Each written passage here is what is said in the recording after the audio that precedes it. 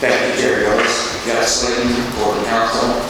During the closed session, the board discussed 4 items on the agenda. Chapter 160, the Board of Forestry litigation matter, the RCRC, the Board of Forestry litigation matter, the civil penalty CE22-02A, and an employment matter internal to the board. The board took no actions on any of those 4 items. And that concludes my report. Thank you. I'll now turn to Jane, I believe, on board staff for some brief instructions on how to participate in the meeting.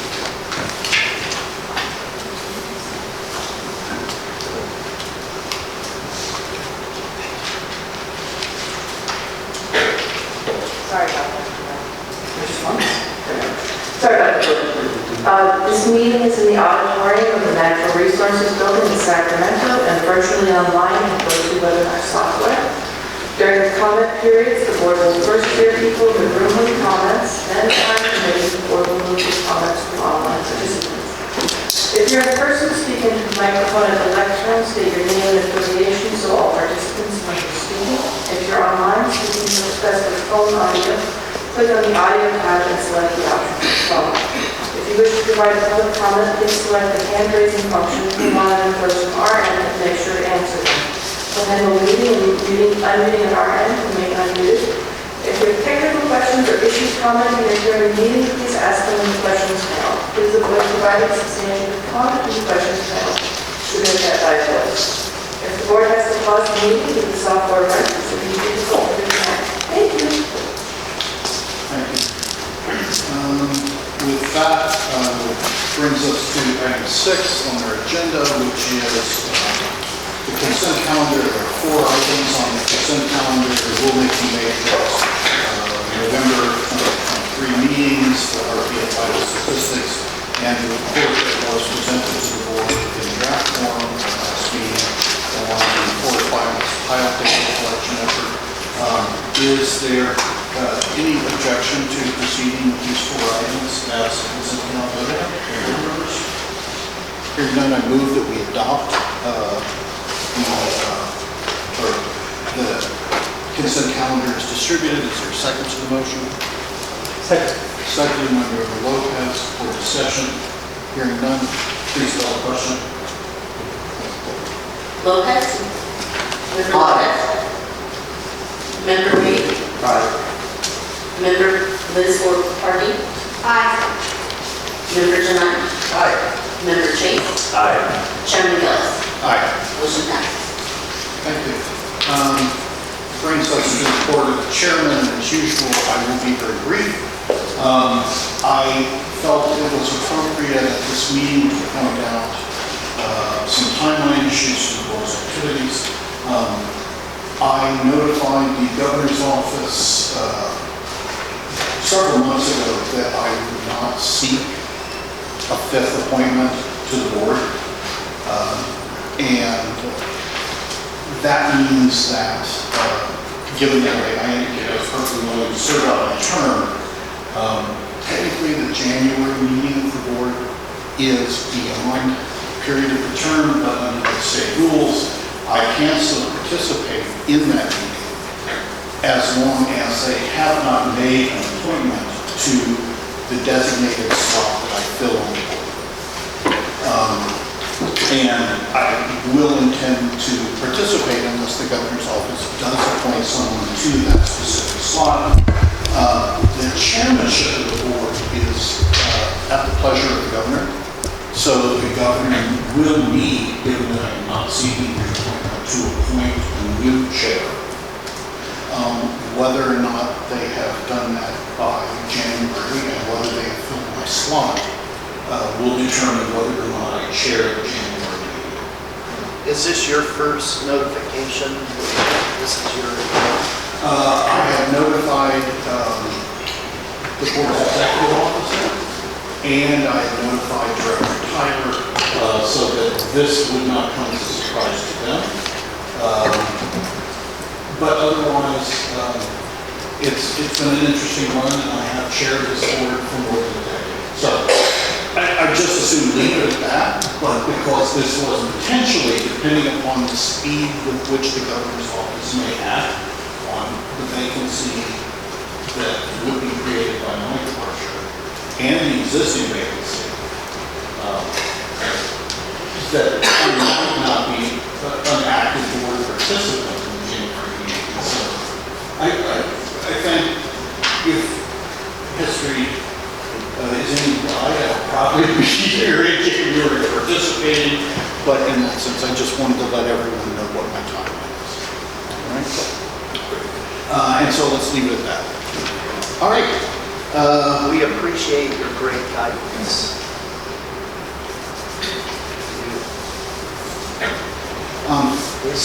Yeah, no, let's just leave it at that. Report of the director. So, Director Tyler, podium is yours.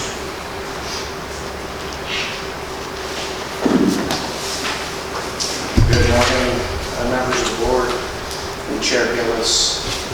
I just read it to wait until the end of the briefing to thank you for telling me ahead of time, so that was no surprise. Of course, it was your story to tell, and so for my staff in the room as well, had you not heard it from me, it was simply because that is your story to tell. Your decade of service to chairing this board has been a significant accomplishment of both highs, lows, and everything in between. So we certainly appreciate that. And as much as you may or may not be the chair in January 2024, we look forward to hopefully seeing you there then, knowing the history. 50 years in forestry, not going away tomorrow. Absolutely, I appreciate that.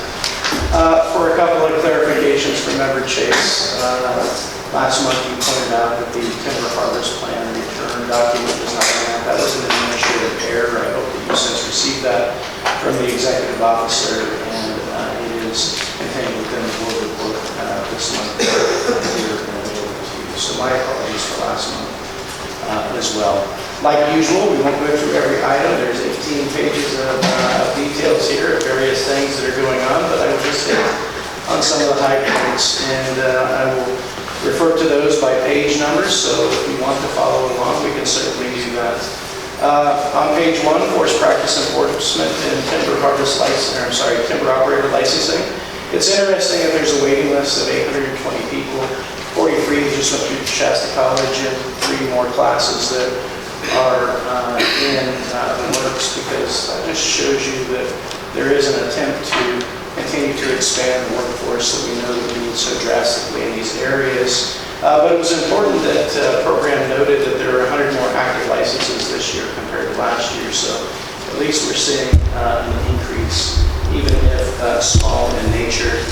Moving to page number 2, really under urban and community forestry, it's important to recognize both our urban and community forestry program at CalFire as well as the U.S. Forest Service, who have authorized over $100 million in grant funding across California projects for urban and community forestry. As we move to page 3, still in that area, it's important to note that CalFire will be hosting the National Forest Health Monitoring Work Conference March 20th and 21st at UC Davis, and it's the first in-person meeting since the pre-pandemic. On the Jackson, I think we're going to hear a lot about Jackson today, and I look forward to that conversation. But one of the leadership items that I need to point out is that the unit chief, Lee Kendall, has since retired, and Brandon Gunn, who is the deputy chief the Mendocino unit, is now the unit chief there, and so we'll continue to work through those items. On bogs, on page 4, it was nice to see that the Effective Monitoring Committee had a field tour on November 16th at the Bogs Forest related to post-fire hill slope sediment studies, long-term post-fire use, reforestation studies, bird occupancy studies, and insects and disease discussion. We have been lifting that up and enlightening that on social media as well to be able to show the work that the committee reviewed out there. On the tour, You'll note that Latour has historically provided the Capitol's annual Christmas tree. It is on the west steps of the Capitol. It is there today. However, the governor has transitioned to a virtual environment and will not be having an in-person tree lighting this evening. And they've introduced prescribed fire on 120 acres there on Latour as part of the adaptive management experiment. On SoCal, we've been talking a lot about it being closed due to winter storm damage, but it was able to be reopened on October 10th, 2023, and the recreational use on that forest continues to be high as they continue to work on road repairs and other work on that forest. Moving to page 6, prescribed fire program. We've talked before a lot about the interagency treatment dashboard that's available. That's above and beyond CalMapper that CalFire uses, and it is a tool that you can find on the Wildfire Task Force webpage. It is one of the easiest at wildfiretaskforce.org. The tracker is currently showing over 96,000 acres of prescribed fire in that area, and CalFire is reporting 33,500 plus acres. That's important to me because really it is getting us back into that forest health, forest resilience effort. As those of you who have heard from me in history, 1990, we were doing prescribed fire and vegetation management year-round. Things changed over the years due to budget reductions and other resources availability. But we're reinstituting the assurance that we're going to make every effort to hit CalFire's minimum of 100,000 acres of fuels treatment per year, with at least 50,000 of that being in prescribed fire. So the staff are making valiant efforts in trying to get there. In tribal affairs and cultural resources, I have mentioned that we will be adding a tribal relations executive deputy director to the executive team. 37 applicants originally went through the grading and screening process. We are down to 9, and that will, by CalHR rules, we will be able to interview the first 4. So we'll be setting up interviews here shortly to be able to add that position to the executive team. On page 7, the Climate and Energy Program, great work by Assistant Deputy Director Alan Telman and the program.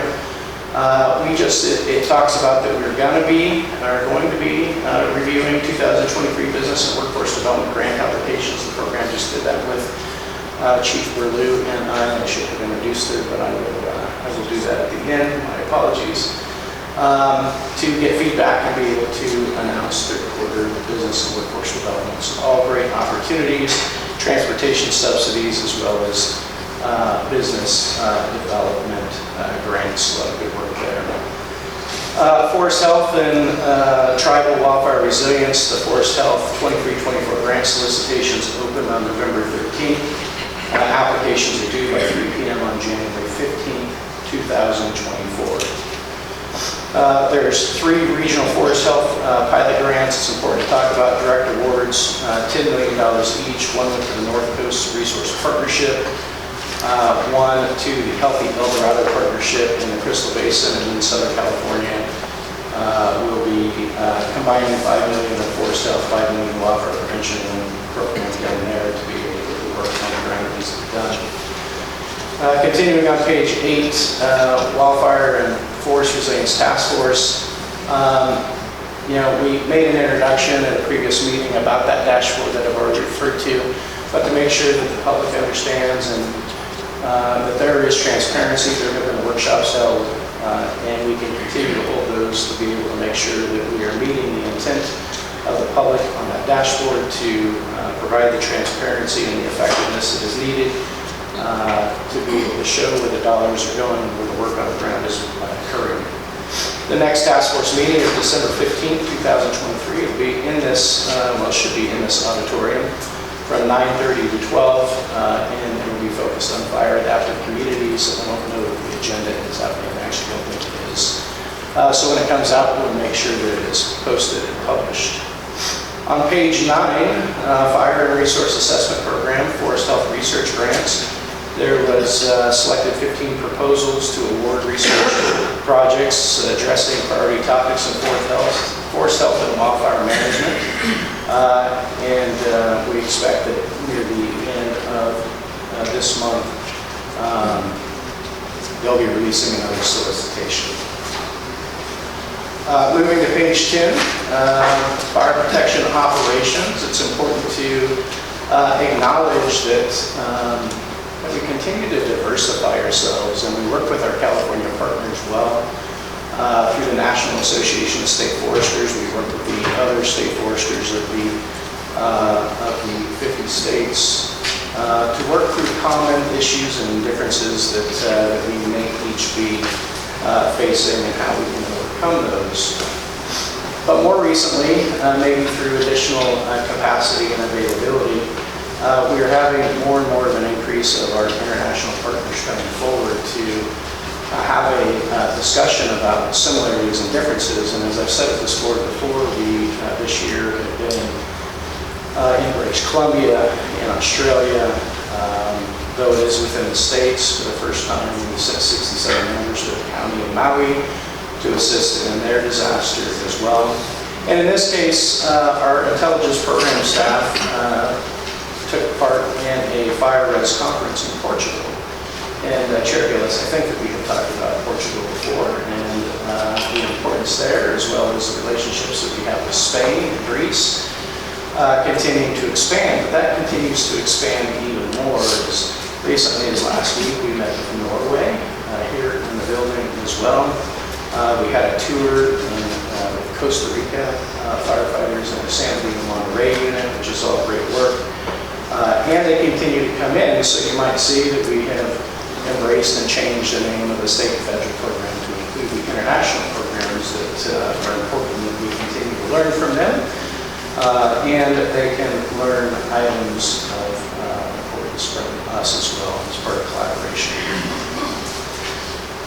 Moving to page 11, the other one was Germany. The German Fire Services Association has requested a meet that occurred on November 21st. And they actually invited CalFire to a wildfire symposium in Germany in June of 24. So should fire activity be moderated still at that point, we will ensure that we embrace our international partners there as well. Moving on to page 12, the hand crew program, the importance there. You know, historically we have had an interagency agreement with the California Department of Corrections and Rehabilitation, as we talked about. With this board, due to declining numbers, we had to increase our cooperation with other state agencies, including California Conservation Corps, California Military Department, and in fact, working with the legislature and the administration moving to paid firefighter hand crews. I go back in history of that as we look at the pandemic period where we transitioned into the pandemic and so many things stopped. And the collaboration is important. And so here in the end of January 2024 will be the first time since 2018 in which all these organizations and their leadership come together in Southern California to talk about similarities, differences, and what the future might hold in the hand crew program across the state of California. Page 13, going into the statewide training program, I've talked so much about the expanding workforce in CalFire at all levels: administrative, fire prevention, fire marshal, fire suppression, natural resource protection, resource management. With that, we recognized, as I've talked about before, that we had to increase our training opportunities and our training facilities. And so the latest was opening a facility at Shasta College that I briefed on before. Well, the newest one is what was formerly the University of Phoenix building. It's located off the Garden Highway in downtown Sacramento, where we will hold our 1 week or less classes. So it'll be just down the road here off Garden Highway, near the intersection of Interstate 5 and Interstate 80. This is because of the capacity and the needs for training across the board of all of our workforce. Page 14, academy training. So happy that our training programs are at full capacity, and we'll be graduating the last class of 2023 on December 22nd in Ione. And then just a few short days later, on January 8th, opening up a full process of our law enforcement academies, our ECC academies, our firefighter academies, and our officer academies. What's unique about that, due to capacity, is normally we would shut down our training centers for nearly a month to be able to rehab them. And we have had to adjust based on demands to only keep them shut down for about 2 weeks. So we have to rehab them in 2 weeks versus 4. A lot of access to dining halls and accommodations and those sorts, but the personnel are up for the task. Office of State Fire Marshal, again, still page 14. The Wildfire Mitigation Advisory Committee met on November 28th. The committee talked about presentations and received presentations from NIST, the National Institute of Standards and Technology on Evacuation and Sheltering Considerations. Moving into wildfire preparedness, defensible space, 313,000 inspections of defensible space. Some of those are re-inspections. But the importance there is that there's approximately 750,000 residential structures in the state responsibility area across the state. And it was our goal, based on our workforce availability, that we would inspect at least 1/3 of those every year. So as long as we're hitting that goal, I'm proud of the work that we are doing. If the workforce was to increase specifically in these areas, then of course we could increase our target numbers as well. So far in 23-24, 119,000 inspections were 48% of our goal.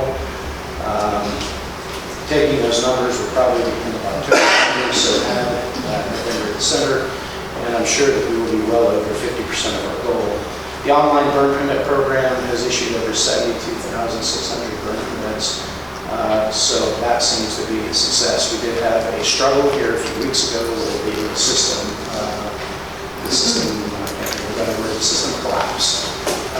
Probably from use in the same day or many of the units asked for lower to burn permit specific standards, and I think the system was inundated. But the IT folks were able to get that running in just a few hours. And home hardening, we talked a lot about that, still in the fire marshal and on page 15. The California Wildfire Mitigation Program continues to review and assess those areas in Del Sur and San Diego, Whitmore, and Shasta County, and Kelseyville in Lake County. We've added Weber Creek and Placerville in El Dorado County, Walden County, and working on a project in the Mount Shasta area as well. So a lot of good work going on there. CalMapper Mobile on page 16, wildland fire fuels reporting. Continue to work through that to get it onto the mobile app with the goal now of January 1, 2024 to get it to go mobile, not just desktop. So we appreciate everybody's work there. Page 17, Firewise communities, 743 really good standing, and so a lot of great work that is going on that continues those Firewise communities available there.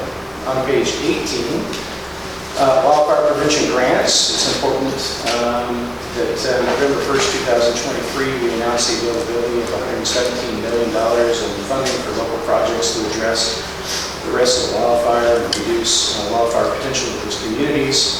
That grant opportunity will close January 10th, 2024 at 3 p.m. Closes January 10th, 2024 at 3 p.m. We just reiterate that so many times because we want to get the most and be able to provide the funding available to the communities, and don't want anybody to miss those opportunities. Fire Marshal's office staff continues to provide webinars and office hours, those are listed as well, to be able to assist grantees in that process of obtaining and writing appropriate grants for that purpose. You know, I've always said since I took this position that health and wellness is a significant concern of mine. We lifted up a message in my communications. You'll find that on page 19 through social media and other outlets. 2 video series. One is focusing on CalFire callings, what brought somebody into the profession of CalFire, or things that are outside of that, whether it be having worked in private industry or worked for private timber companies having worked for the military, other organizations, how did they get to CalFire? The other one that I've asked my executive staff and I've asked my graduating classes is to really reflect on why we're public servants and the importance of public servants. And so it is simply said, and I've heard this before, so I didn't make this up on my own, I take this from other speakers, was having people tell me what is their why. Why do you do what you do? Why are you here? And what drives you to continue each day? And it's been important and impressive to hear people's thoughts and opinions about why they're in public service. And sometimes we have to remind, even when we're fatigued or down, remind folks why they made the calling that they did to be part of public service. Finally, I continue because it's important to ensure that the board sees our equal employment opportunity, diversity, equity, and inclusion program details. The biggest one there is our EEO program. Ran through the executive team with a quality assurance program. And the primary goal is making sure that we have a diverse interview panel that has not only diversity in ethnicity or otherwise, but diversity in experiences as well, to be able to elicit the best possible candidates and not have a significant number of similar background individuals in the interview panels, to be able to try to make the workforce in the department more diverse and more adaptive to the demographics of California. And it is a slow process. One of the things that I noticed the most, especially in our fire protection ranks, is only 5.1% of our employees are female. That is actually down by 0.5%. And so that tells me our efforts that we've been taking thus far are not efficient or sufficient, and we would rank those up even more. A lot of that weighs on our seasonal workforce as well. So if you look at numbers when 3,500 additional seasonal employees are added to the department, you see that number increase. But that's an area that I really need to focus on. So with that, that was the end of my report. I'm sure there was some questions. Thank you. Questions or comments first from board members?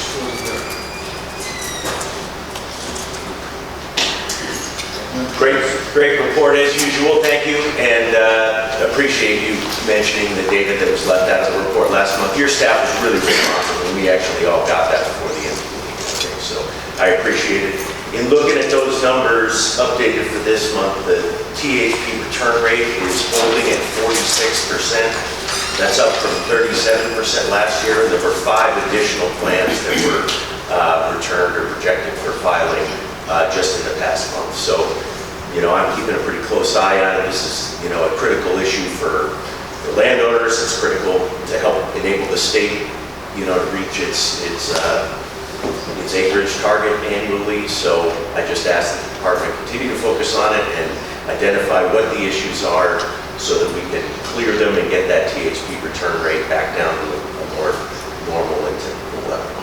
So I appreciate that. We recognize it, and I will embrace that.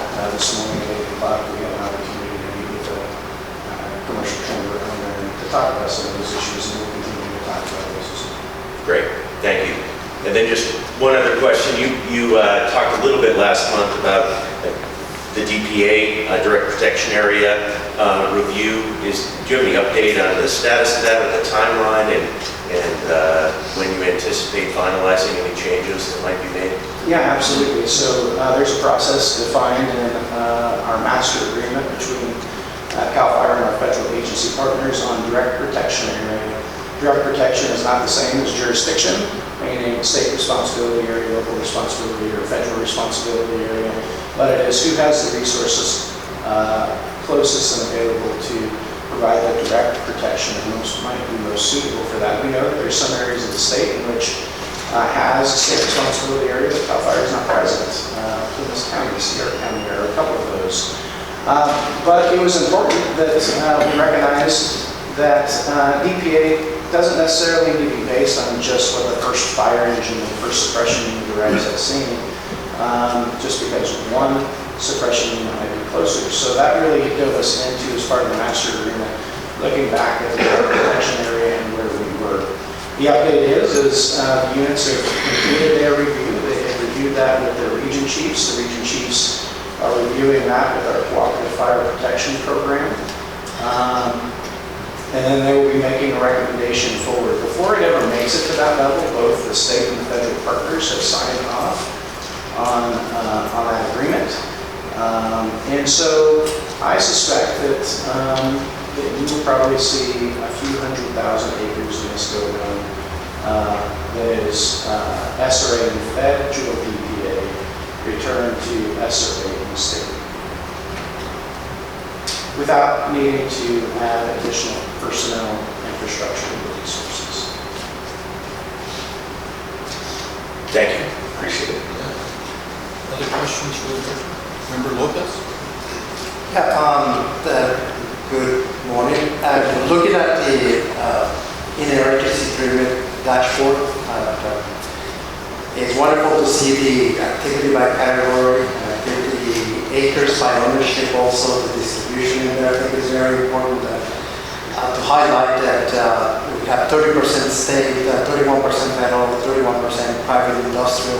So very little match in what is being achieved. And the wonderful graph on the right with the map and all the projects and the priority projects throughout the state, very well distributed in there. So this makes it very obvious for a lot of us of the great work that is being done throughout the state and how diverse the work is.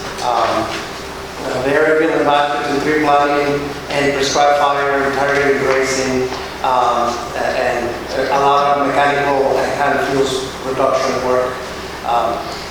This is something that I think as it becomes more available for constituents, it will assure them that the great work that is being done. So I just want to give praise to this dashboard. It's wonderful. Thank you, I appreciate that. And that's the importance, I know that we briefed the board on this before, but continue to lift that message up of referring folks to the task force, to the action items, and to the interagency dashboard to really show the work that is happening, even if through public messaging in areas where we do better sometimes. Yeah, if I'm not mistaken, the workshop that I just watched on the dashboard is archived on the task force website. Yes. If any board members are interested in that, it's well worth your time to go on the website, watch that presentation, and get a feel for the capacities and objectives of that dashboard. Okay. Anything else? Any other questions? Just one comment. Under bogs, the board had the sad history of having gone to bogs a month before it burned, perimeter burning, and I remember asking the then manager. So I always wondered when I was director of research for the university what my emergency plan is if I have a catastrophic fire in stores and then it burned. So please post on here and talk about we did not cause it to burn by asking this question. I understand. But it was wonderful to see there. I have to point out, I feel that the response to that high-intensity fire by the management of demonstration forest to immediately reach out to people at the Cal State campuses, at Berkeley, at Humboldt State, to do that kind of post-fire monitoring work was really right at the heart of why demonstrations to the forest is a good thing for the state to be working on. I think they contributed material or practical knowledge about this recovery there. So that was very good. I was struck by seeing the mountain bike team is back out there, and that was also, this was a great example of where the community around Boswell had a really good relationship. It's nice to see the community goes back. I noticed under your vegetation management program that we still have almost as many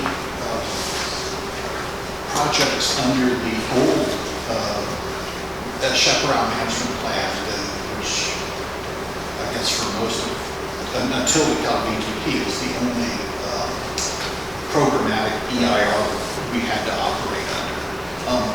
Will some of those kind of chaparral management plans migrate over time, thinking about future similar projects, or are we going to continue to operate under both kinds of authorities for our CEQA consideration of vegetation management? With knowledge and experience, I probably can't answer that appropriately. Oh, it's fine. It's just interesting to me that we're still got a bunch under the old thing. I'm just wondering if we'll maintain that duality, because the CalVTP programmatic EIR also covers area under the chaparral management, and those ecosystems are included. So it's just interesting to me how much work we're still doing.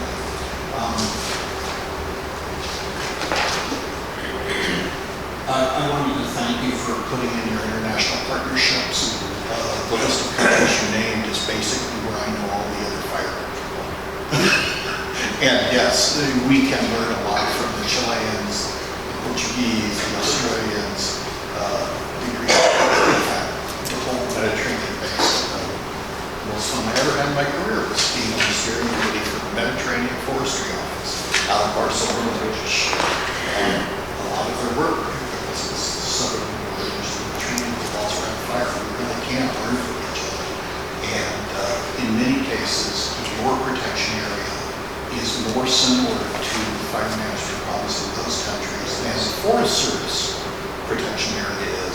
And so there is a more direct connection between your standard operating issues and the problems they face in those nations, which will be.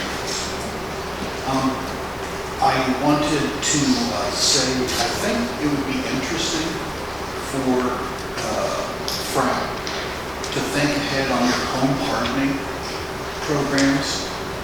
It's very, because we've had a lot of interest to the board in what those programs of assistance will look like. And this could be sort of a joint thing for the Fire Marshal Office and FRAP. But I think it'd be very interesting to monitor both what is requested and what we're authorizing there to get the feel for kind of how are we prioritizing and investments in home hardening and which ones we're thinking of the high tail, because the more we can convey to homeowners where we do the prioritizations and things, the better they can target grant applications in the future. So it's just that basic data.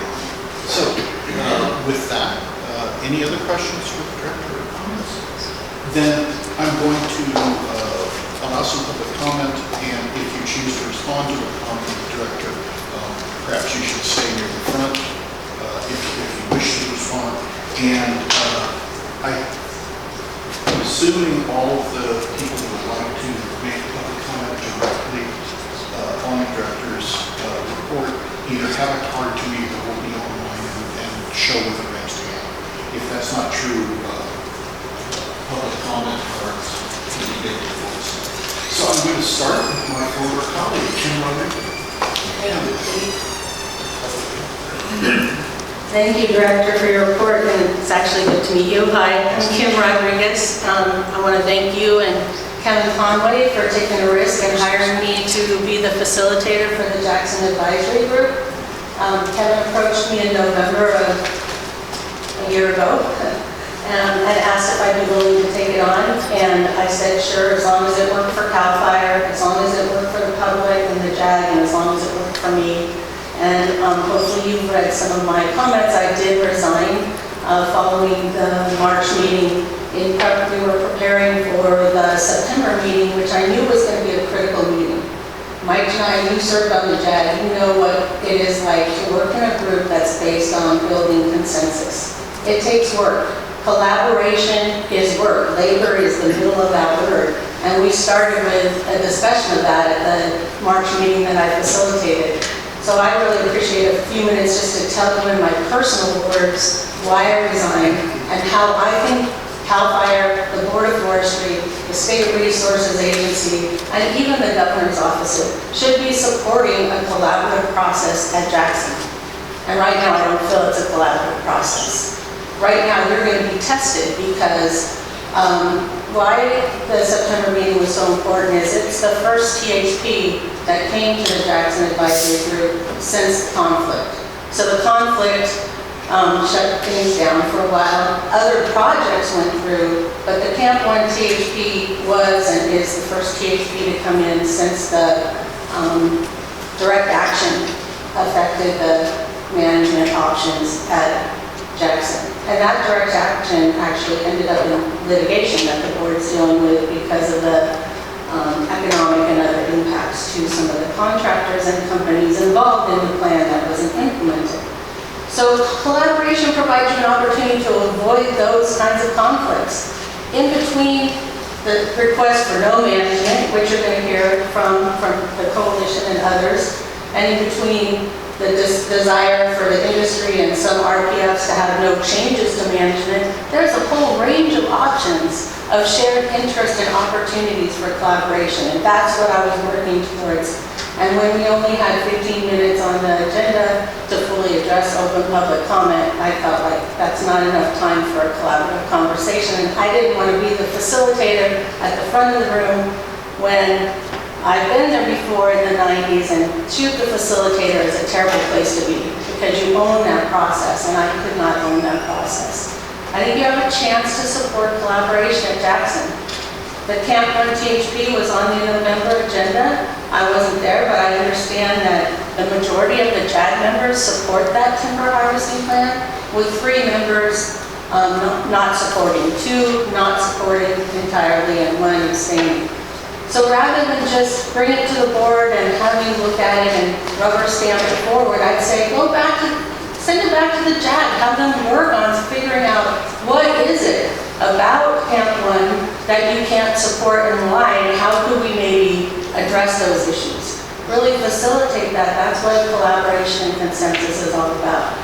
And I wanted to speak in my own words because my whole career has been based around using science-based, education-based solutions to bring diverse groups together to look for those shared interests. And you have a chance to do that at Jackson. I really hope you will do that. I hope you find another facilitator that's either more skilled or more patient or more something than me. But I feel like, at first I felt like I failed, but the failure is a shared failure. It's a shared failure on my part, on your part, on CalFire's part, and on the JAG's part. We all have to work together to find these creative solutions between direct action, litigation, or legislative changes to really work within the constraints you've given the JAG and find things that work. So that's really, I just wanted to say that in my own words, because sometimes submitting the written comments isn't enough. And it really disheartened me, the September meeting. I went to talk to the JAG about it, and I felt like I was transported back to the timber wars of the 1990s. It was like a mob scene. It was so contentious, and there was nobody really listening to each other, and there was lots of common ground. There really was. That was totally missed. And today you're hearing from the coalition, but I would urge you that there are other voices out there too. And CalFire and the board need to hear from them. And you need to hear from the JAG directly. There were some JAG members that reached out to me that really want a voice at the Board of Forestry meeting too. And they don't know how to do that. In looking at the charter, besides the JAG being charged to work towards consensus, the director has the potential and the role to appoint a new chair for the JAG. And it's time for a new chair. I mean, it's not the chair, it's nothing personal or professional. Kevin brought it up at the first meeting in March that it's time for a new chair and a new co-chair. So I think if you've got new leadership in the JAG, working with the new forest manager there, working with your new deputy of tribal affairs coming in, working with Brandon Gunn, who's already got a good relationship, you've got a great opportunity for consensus. And I think if you rubber stamp the Camp 1 THP and just move it through because the majority of the JAG support it, you're missing an opportunity to truly support consensus.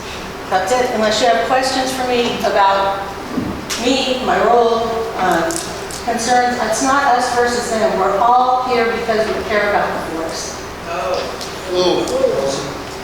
Thanks, and good to see you. Good to see you guys, yeah. I was at that logs tour. I was on the Board of Forestry at the time. And yeah, I only lasted a year, and I'll tell you why. One of the reasons is, it's a lot of work. What you all do is a lot of work. He told me, oh, it's only a few days a month. It's not that much. It's only a few days a month of meeting, but you read so much. And I would say your JAG members too. They have a lot of work on their plate. And CalFire has a lot of work on their plate. And they did a lot of work to try and make that Camp 1 THP more acceptable, with restoration, with fire resilience, with a light cut that looked at resilience of the forest itself. But there's just another bit that needs to be done to get to true consensus. Any questions, comments? Thank you for letting me go first. No, I understand why you want to do it now rather than later. Okay, yeah. Because the coalition will speak for themselves. Right. Exactly. And folks, when I call you up for public comment, so that everybody has a chance to be heard, please try and do your comment in 3 minutes. I'll give you a hand wave or note in your 3 minutes, and I won't, and try and wrap up that, right? I won't cut the mic or anything, but let's try and let everybody have a chance to speak, and I know there'll be a lot of requests for comments. Next, Andy Wellspring.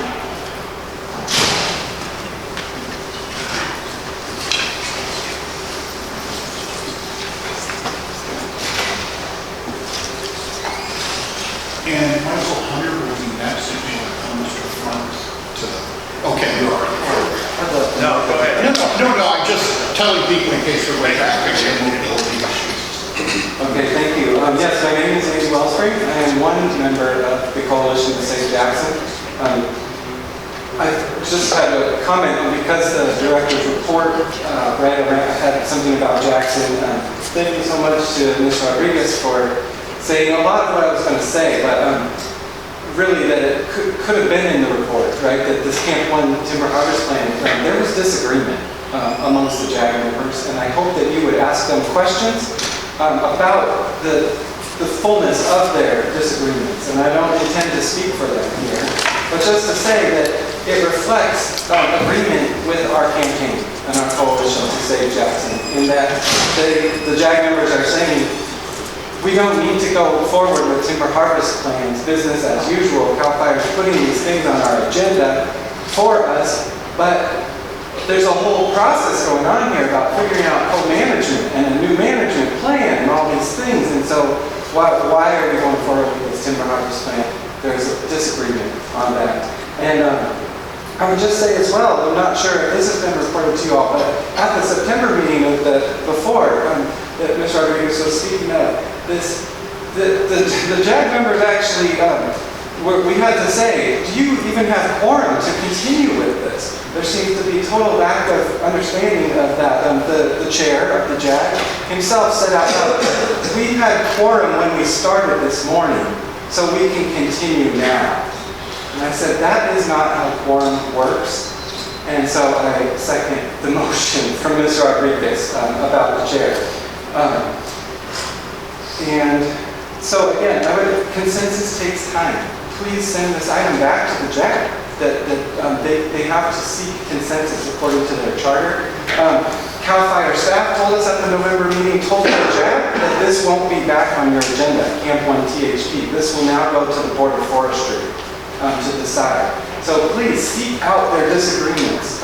Hear from them what they disagree about. If it does have to come to you, maybe you could send it back to them to seek consensus as they are required to do.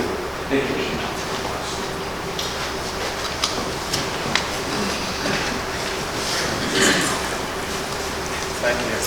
Thank you. It's hard for me to stand up here in front of you guys because I have to come and ask you to stop logging our redwoods in my homeland. It seems weird that the indigenous man from that area has to keep asking people to stop logging old redwoods in our forest. It's that simple. It's all about the redwoods. I don't disagree, Chief, with your presentation and the words that are being said. I can understand why you approve the things you approve. But what it does lead me to believe is that you're not out there in that forest. I have to assume that you guys haven't been out there because what's on the documents and what's being said don't match my eyes. You have to be in your forest to be a witness, to visualize. So what I did, I put on pomolandback.com pictures, videos, because I didn't expect you to come out there and get your shoes dirty. But I will. And I did. So I bought all the videos. But yet, people want to believe, for some reason, that logging redwoods is good for the environment. Wow, Jimmy, that's institutionalized thinking. And so let me do some pros and cons for you. Let's start with the cons. If you stop logging, you no longer need the roads, which means you'll stop damaging our waterways. You got the proof. You stop building the roads, you stop playing the pesticides. You stop spraying all these pesticides to keep the bugs back from the roads, Jeff. You just stop spraying that, you know? Which means when you have a heavy rain, those pesticides won't run into your rivers like it did last year. Makes sense, huh? Makes sense. If you don't log, that doesn't happen. And you'll have redwoods that do get older and become alder trees. It's plain and simple. Now the pros, the log, we all know what they are, right? It's revenue. As I sit here and you guys are excited about the things you were funding and people getting involved, but at the cost of our redwoods.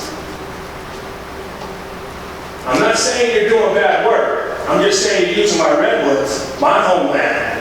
You're extracting my resources, the redwoods, from our state forests in Mendocino County to fund these things. Every time you do that, you have to cut down redwoods. So let's just say it's about tests. If it's about testing and how great it is, then you should have enough results by now to know that logging redwoods is not good for the environment. Come on. If you need more testing, go to private land and figure it out there, but not our state parks. So let's talk about revenue.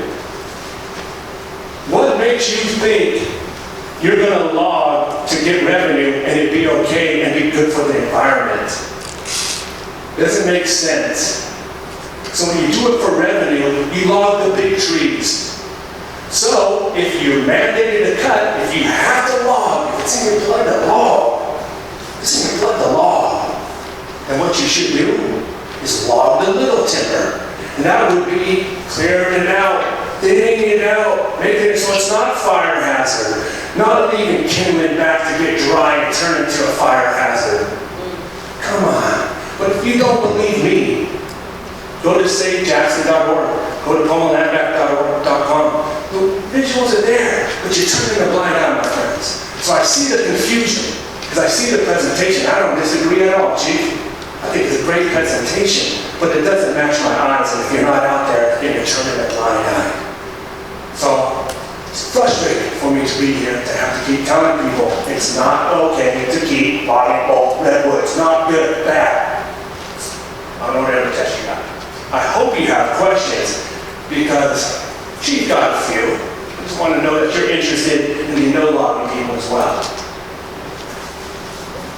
Hello, Chris, or Jeff, or Lopez. Come on, you guys, you know logging, man. Knock it off. Darn it. We shouldn't even have to be here. Gosh.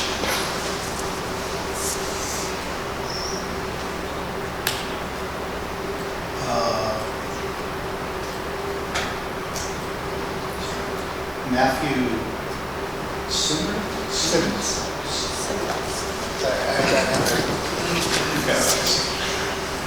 Hi everyone. My name is Matthew Simmons.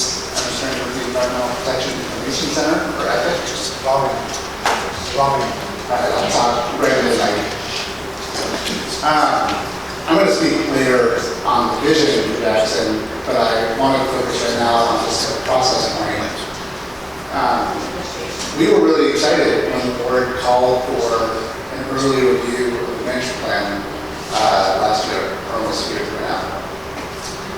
Because we thought the dual management plan wasn't a document that represented the values of California today. You know, Jackson and the state forest system is operating on legislation that was written in 1947 and a management plan that was written in 2011. But every year, the state of California is updating its values, it's rethinking its past.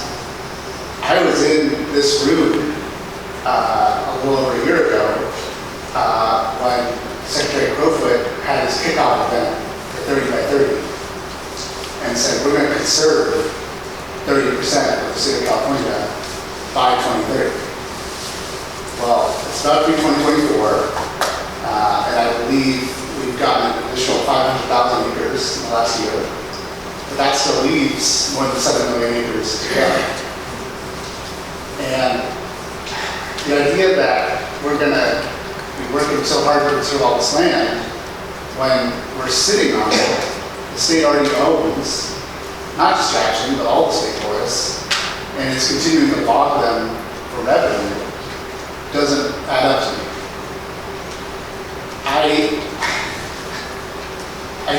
I really like what Kim said about there's space in between two extremes, right? We don't have to totally stop all management.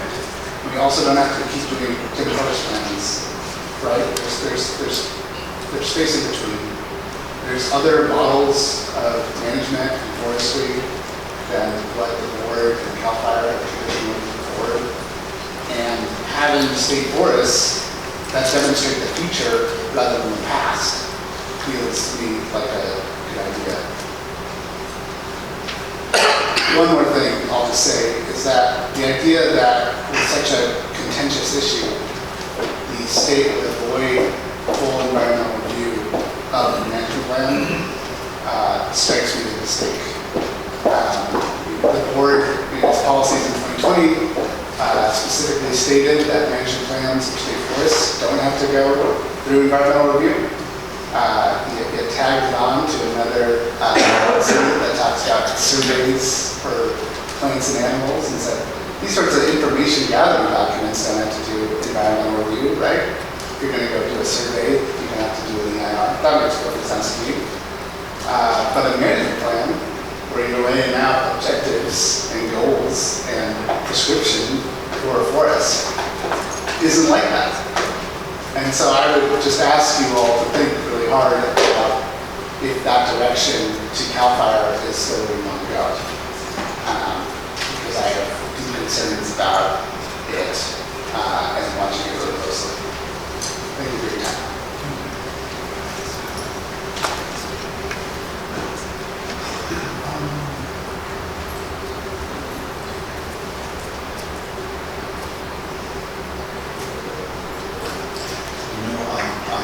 Having difficulty reading the last name. It is Richard, and that must be my right. You're okay, Richard. You're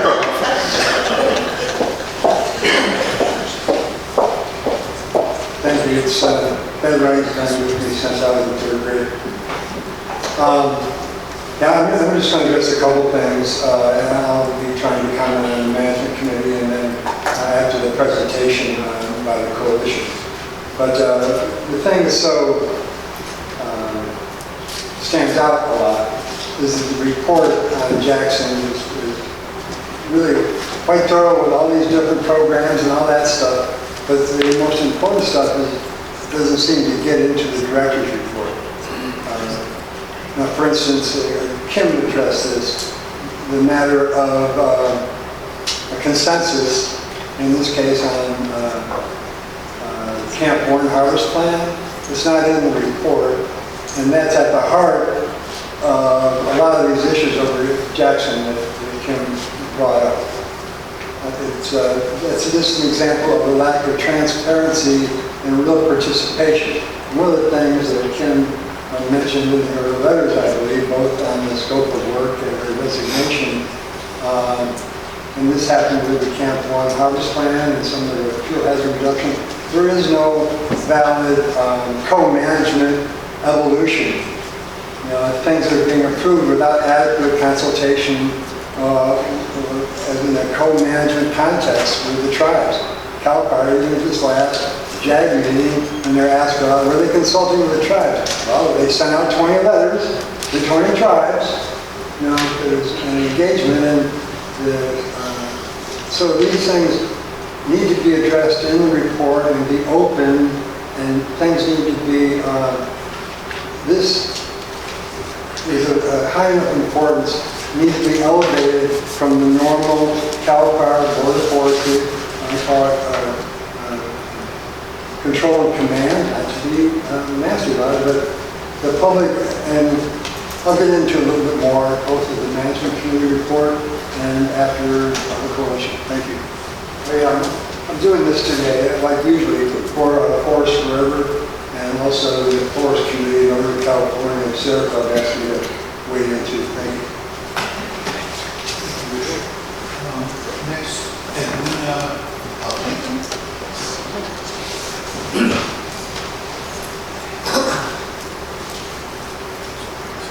Thank you for your time to hear our voices. So I would like to start off. I'm from Round Valley, California. I'm descendants of the Yuki tribe of people, and we have 7 different tribes that our tribal government represents.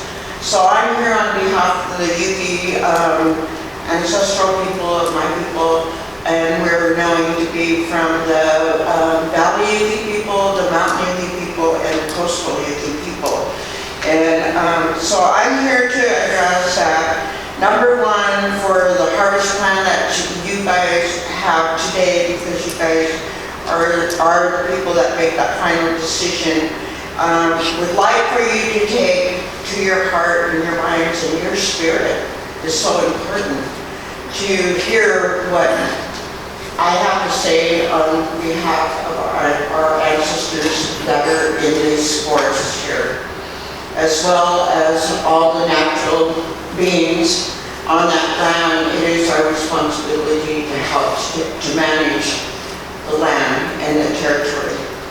AB 52 was never addressed on this harvest plan that Jackson is proposing for that harvest plan. That was never followed, the AB 52. And it says that they need to consult with the tribes, surrounding tribes.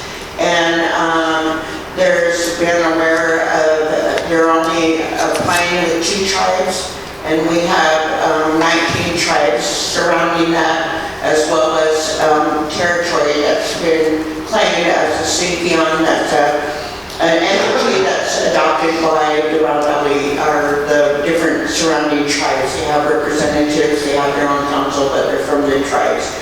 So that's a different entity, but that's a CEQA council, as well as the Yuki people just received some land that's called the Blue Beach, and it was identified as the Yuki people. So there's a lot of history to be known and that connection, and that's not happening because the JAG, North CalFire, or the Forestry Department had addressed any of this, and we have letters of support to direct them from an assemblyman and a senator asking them to work with the surrounding tribes to get that input, and that never has been done.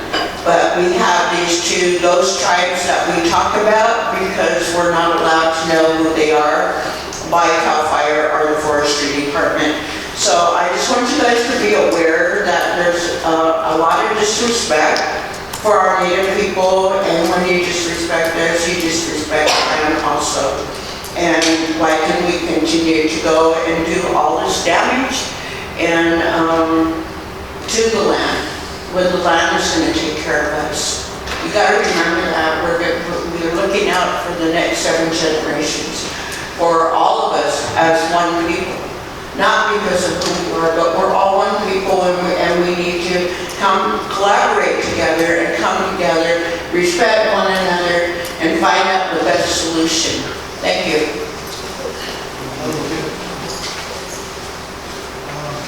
Morningstar Valley.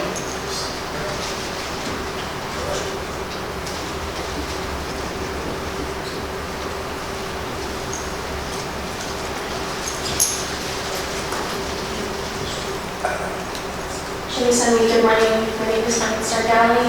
I serve as the California Tribal and Community Liaison for the International Green Treaty Council. We came here to share some of the violations that are currently being supported through not only this board, but the ongoing violations in terms of tribal consultation. So I work for IITC, which is an organization of Indigenous peoples from North, Central, and South America, working for the sovereignty and self-determination of Indigenous peoples and the recognition and protection of Indigenous rights, treaties, traditional cultures, and sacred lands. We support Indigenous peoples' struggles for human and treaty rights, self-determination, food sovereignty, environmental health and justice through information dissemination, coalition building, advocacy, training, and technical assistance. We build the direct effective participation of Indigenous peoples in regional, national, and international events, gatherings, and policy discussions addressing the rights, ways of life and survival. And so I'm going to share this information through the UN Declaration on the Rights of Indigenous Issues in terms of the preamble, where it is convinced that control by Indigenous peoples over developments affecting them and their lands, territories, and resources will enable them to maintain and strengthen their institutions, cultures, and traditions, and to promote the development in accordance with their aspirations and needs, recognizing that the respect for Indigenous knowledge, cultures, and traditional practices contributes to sustainable and equitable development and proper management of the environment, recognizing and affirming that Indigenous individuals are entitled to discrimination to all human rights recognized within international law, and that Indigenous peoples possess collective rights which are indispensable for their existence, well-being, and integral development as peoples. As Elder Edwina Lincoln just shared in terms of the AB 52 consultation, that there is a violation of that, where only 2 tribes are participating out of the 19 tribes that you are mandated to consult with. Here are further violations that are taking place in terms of, there's 45 articles within the declaration.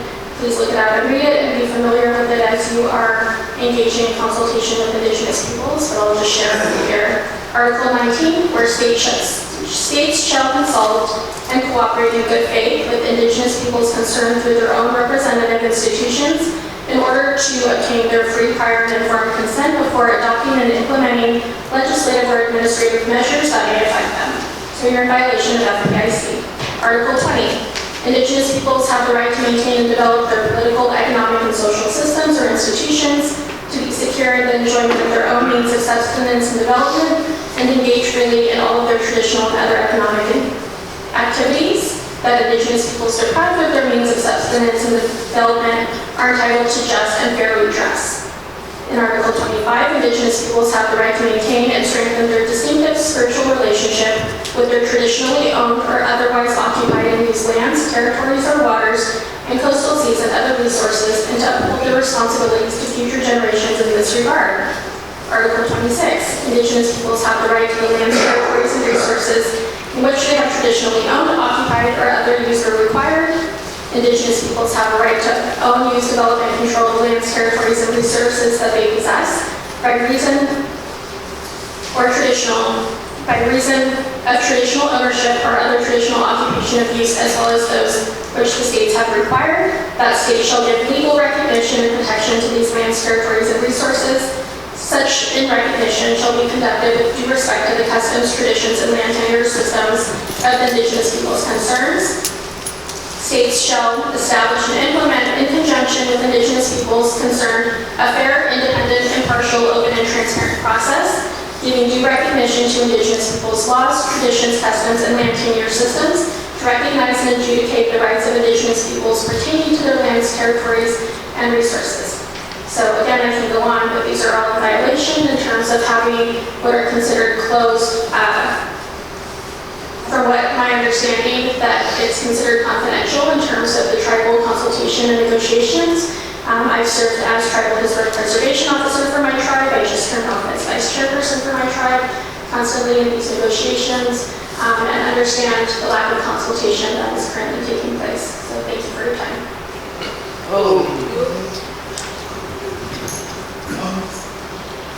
Could you send a link to the document you were quoting from?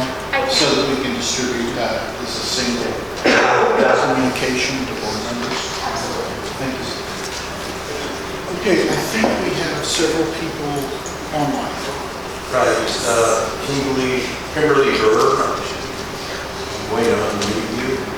Kimberly Burr.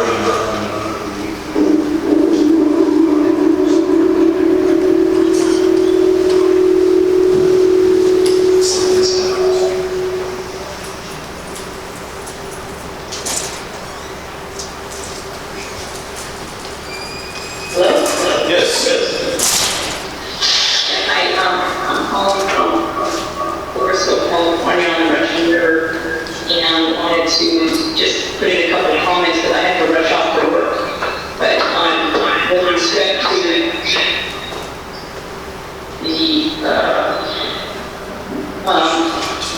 direct report and the new rules proposed for logging will pits, I think that we have to put the brakes on that. It's an overreach to log and will pits, and then the language is proposed, as you're probably familiar with, reads that heavy equipment shall not be used except if it's for fuel fire reduction conduct connected in will pits. And this is red herring.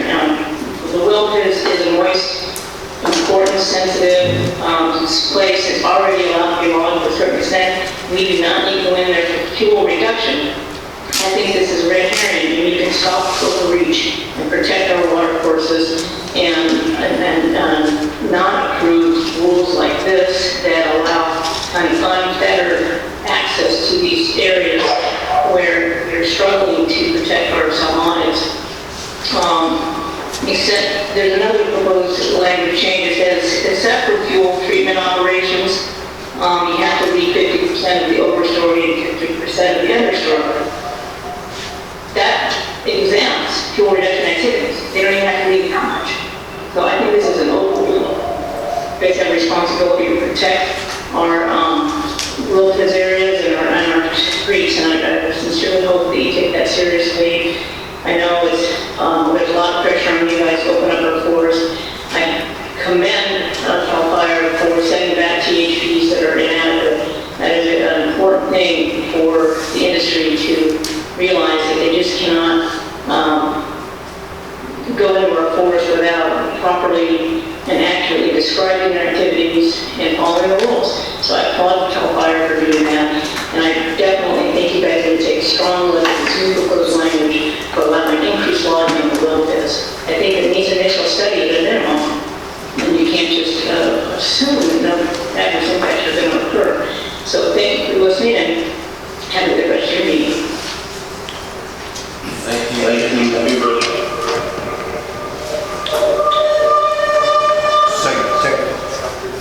Is that an RL? Yes. Yeah. Microphone feedback and it's coming out from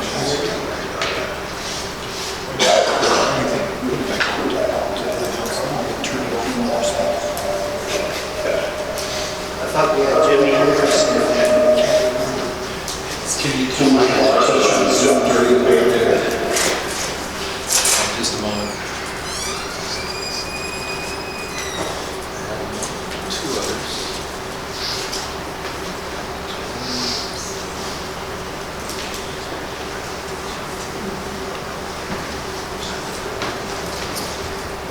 All right, we'll move on then.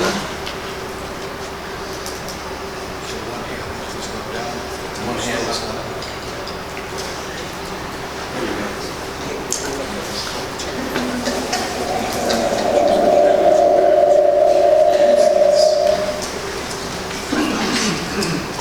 Jason Franklin.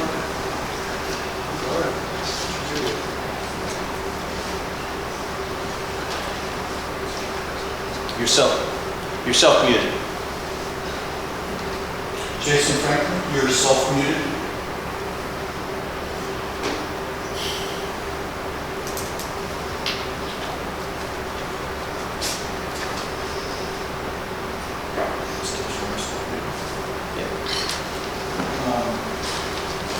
Jason, can I suggest you're the last comment on this? We're going to take a quick break. I will see if we can get your audio resolved and give you a chance to speak when you come back. But we're going to take a 10-minute recess for the board's comfort, and then come back to report the standing committees, and that will not take very long. It will be 2 presentations. I will let it very quickly after that. So the board is in recess for 10 minutes.